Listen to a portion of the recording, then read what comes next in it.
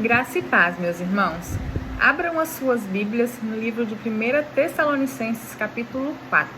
Hoje nós vamos fazer a leitura e um breve estudo dos versículos 1 a 8. Exortação à prática da santidade. Versículo 1. Finalmente, irmãos, nós vos rogamos e exortamos no Senhor Jesus que, como de nós recebestes, quanto à maneira por que deveis viver e agradar a Deus, e efetivamente estáis fazendo, continueis progredindo cada vez mais.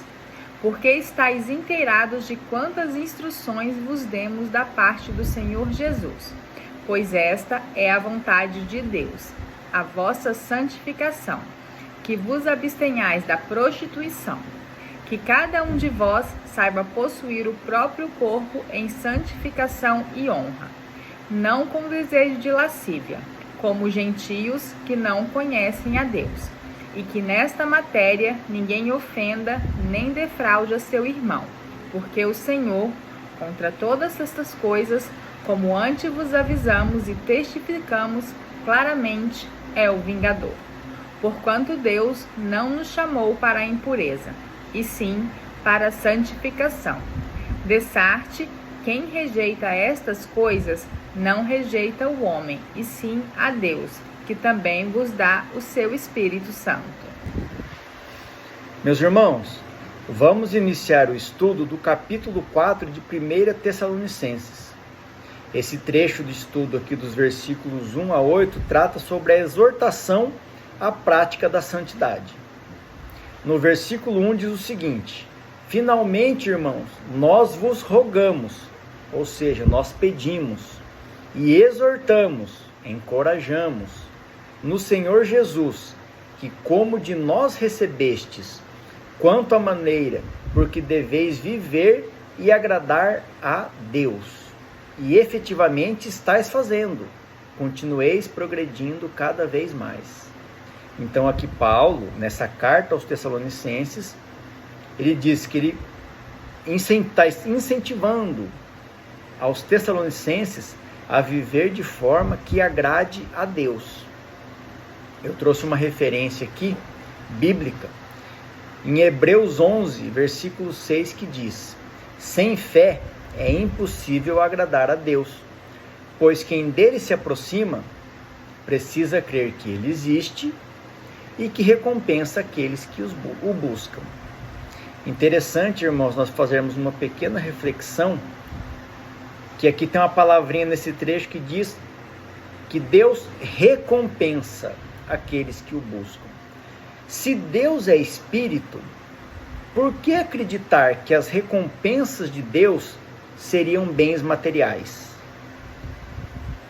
No versículo 2 diz o seguinte: estais inteirados de quantas instruções vos demos da parte do Senhor Jesus. Então, quais são essas instruções? São os mandamentos, meus irmãos. Eu trouxe até aqui mais uma vez Mateus 22, dos versículos 37 a 39, onde Jesus fala quais são os mandamentos. Ame o Senhor, o seu Deus, com todo o seu coração, com toda a sua alma e com todo o seu entendimento. Este é o primeiro e maior mandamento. O segundo, semelhante a ele, é: ame ao seu próximo como a ti mesmo. Então, são os dois mandamentos que Jesus passou quando ele estava sendo questionado pelos fariseus de qual seria o maior mandamento, e ele disse que o maior seria amar a Deus sobre todas as coisas, e o segundo, semelhante a esse, seria amar o teu próximo como a ti mesmo. Versículo 3: pois esta é a vontade de Deus, a vossa santificação, que vos abstenhais da prostituição. Meus irmãos, a santificação a qual Paulo se refere é um processo constante de luta contra a nossa própria natureza humana, contra o pecado, contra a maldade que existe dentro de cada um de nós. Essa é a vontade de Deus, que nós tenhamos essa luta, que nós possamos buscar sempre viver conforme os mandamentos de Deus, obedecer aos mandamentos de Deus. Mas o próprio Deus sabe que nós nunca seremos santos. Nós nunca seremos capazes de vencer totalmente o mal. Pois, se nós fôssemos capazes, pela nossa própria força, de vencer o mal, Jesus não precisaria ter morrido para redimir os nossos pecados. Mas a luta, ou seja, o processo de santificação, essa é a vontade de Deus para nós, que nós lutemos com todas as nossas forças. Aqui Paulo diz que nós devemos nos abster, que vos abstenhais da prostituição. Nesse caso específico, a prostituição ao qual o apóstolo Paulo está falando, trata-se da imoralidade sexual. Eu trouxe até aqui 2 definições bíblicas para que a gente tenha um entendimento mais amplo. A prostituição na Bíblia, ela refere-se à prática de sexo em troca de dinheiro ou outros bens, ou favores inclusive, enquanto simbolicamente pode representar a infidelidade espiritual e a idolatria. Depende do contexto da história.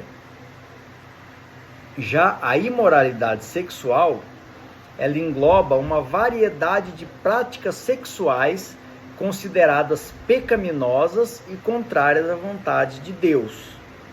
Alguns exemplos que estão escritos na Bíblia: adultério, prostituição, sexo antes do casamento, homossexualidade e bestialidade.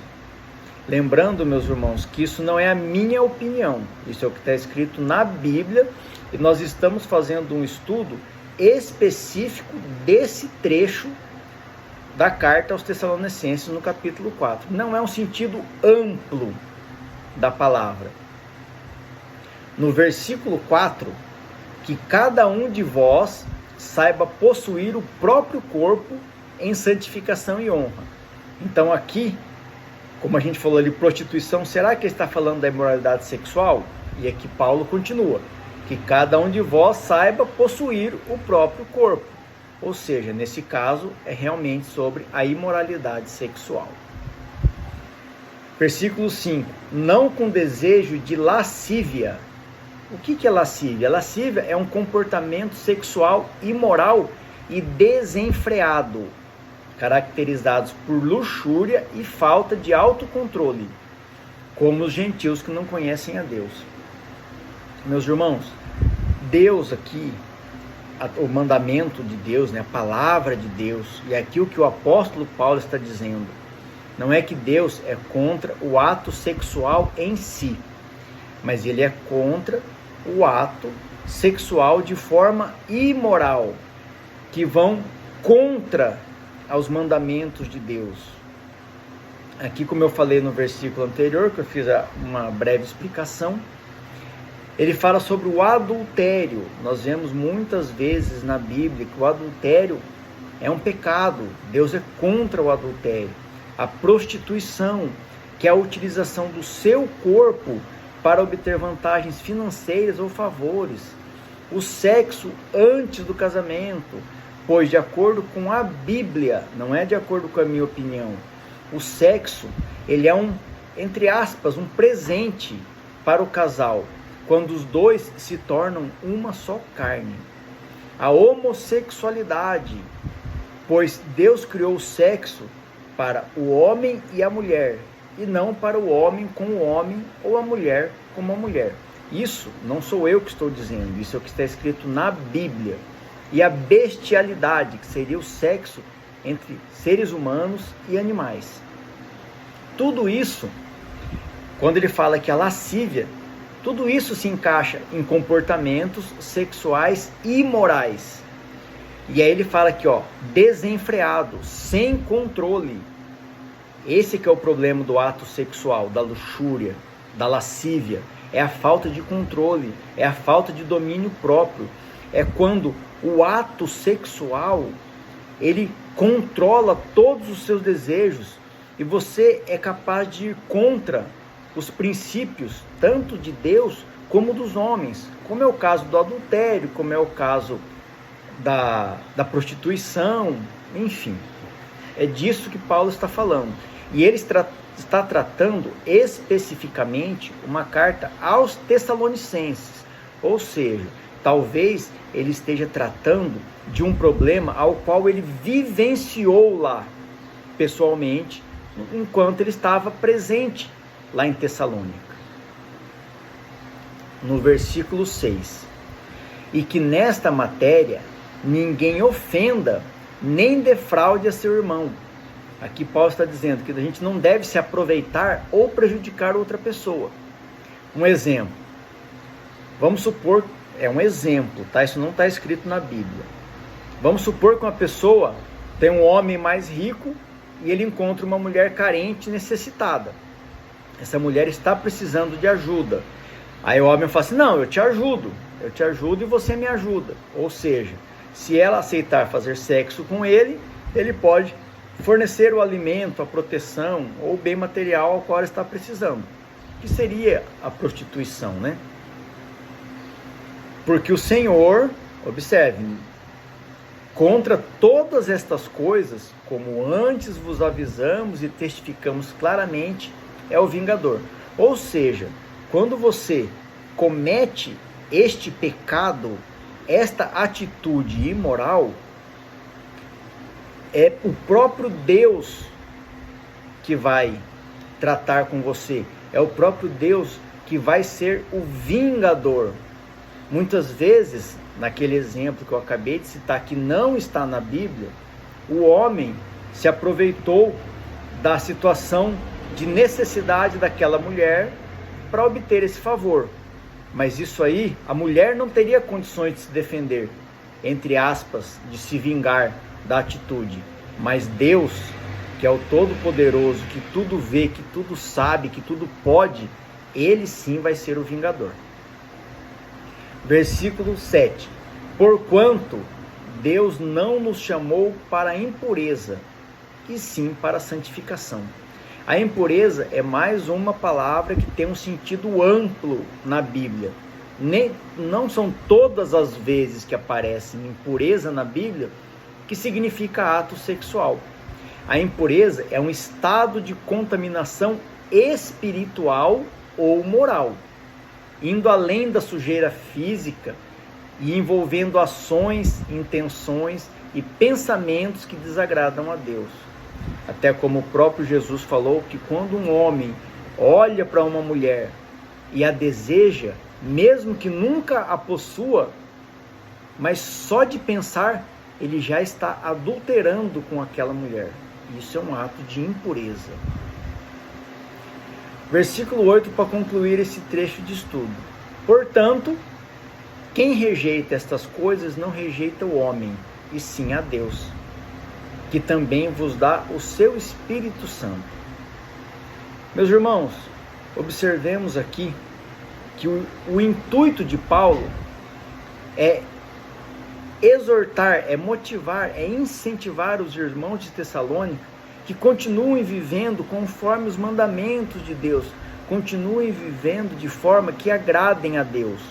Ele citou aqui várias referências a respeito de imoralidade sexual, mas essa não é a única prática que desagrada a Deus, e não quer dizer que o ato sexual em si é um desagrado a Deus. Muito pelo contrário, Deus criou o sexo para manter os casais unidos, para manter os casais felizes, para manter a união entre os casais. Que nós possamos ter nossos olhos espirituais abertos para buscar o verdadeiro entendimento da palavra de Deus, e que tudo seja feito para a honra e glória do nosso Senhor Jesus Cristo. Amém.